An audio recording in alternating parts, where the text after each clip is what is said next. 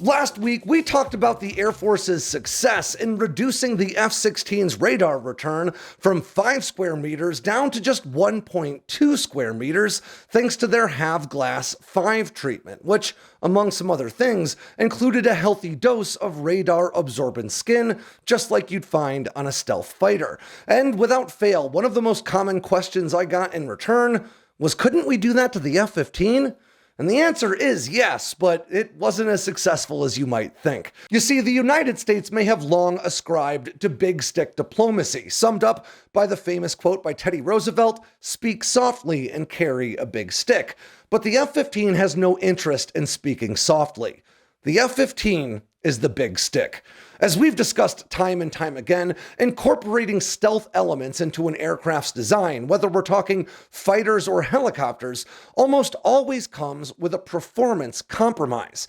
And the F-15 makes absolutely no compromises when it comes to performance. This is a big reason why the F-15 has been so successful in air-to-air combat, but it's also the reason why this aircraft has a reported radar cross-section of a jaw-dropping 25 square meters. That's bigger than the aircraft itself. That's twice the radar return of a heavy payload B-1B Lancer bomber, and 25 times the radar return of an F-A-18 Super Hornet.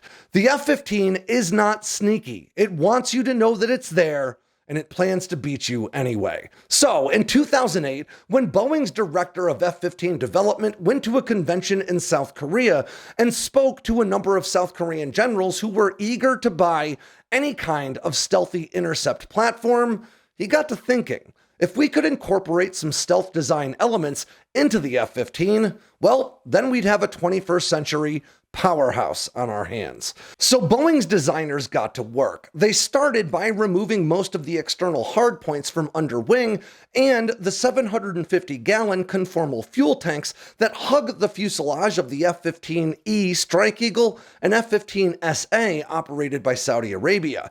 In place of those conformal fuel tanks, they added conformal weapons pods. Now these were capable of carrying both AIM-9 Sidewinders and AIM-120 AMRAAMs, as well as a variety of air-to-ground munitions, including small-diameter bombs, JDAMs, and importantly, the AGM-88 HARM high-speed anti-radiation missile for taking out enemy SAM sites. From there, they turned to the F-15's absolutely giant standing vertical tail surfaces, which are a huge culprit in its radar return.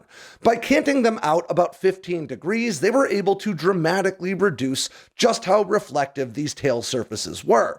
They then added a nice coating of radar-absorbent material to the entire airframe and added an integrated IRST, or infrared search and track sensor, into the platform itself, so it didn't need to rely on an external pod that would increase its radar return. That infrared search and track sensor would allow it to target enemy stealth fighters based on their heat sources alone, and would be vital in air-to-air combat against enemy stealth fighters. By March of 2009, Boeing was ready to unveil their F-15 SE Silent Eagle, and by most accounts, they were pretty successful in reducing its radar return.